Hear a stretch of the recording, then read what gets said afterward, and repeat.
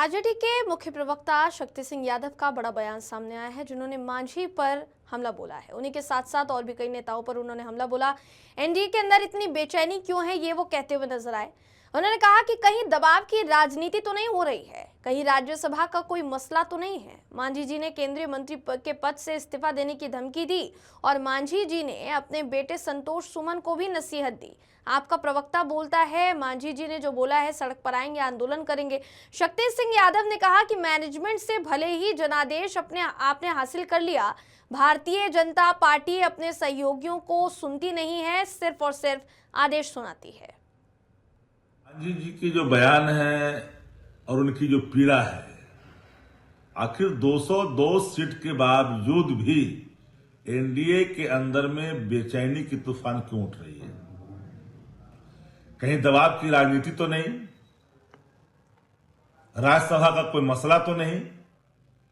मांझी जी ने केंद्रीय मंत्रिमंडल से इस्तीफा देने की धमकी दी। बेटा जो माननीय मंत्री हैं संतोष सुमन, उनको भी नसीहत दी। तुम्हारा प्रवक्ता कुछ बोलता नहीं है, हम सड़कों पर आएंगे, जिंदाबाद करेंगे। मांझी जी आखिर ये बात क्यों कह रहे हैं? 202 का आंकड़ा हाल ही तो छुए, महीना दिन में नहीं हुआ है।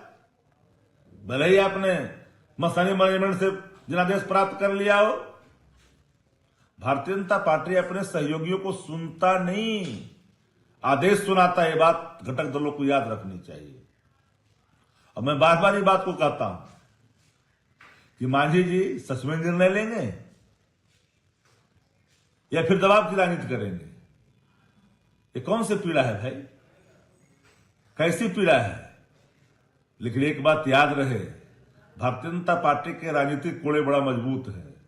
अपने सहयोगियों पर जब बरसता है ना, तो सहयोगी वो उससे आ भी नहीं करता।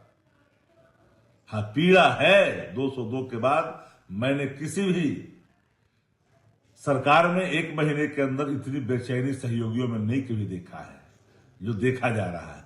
हर घटक दल चिंतित और बेचैन है। किसको कौन लीन लेगा पहले, ये कहना मुश्किल है, लेकिन लीलने में हर कोई लगा हुआ है। पता नहीं कौन किसको निगलता है। एनडीए के अंदर ये तूफान किस किनारे मांझी जी की नौका जाएगी, वो तो आने वाला वक्त बताएगा।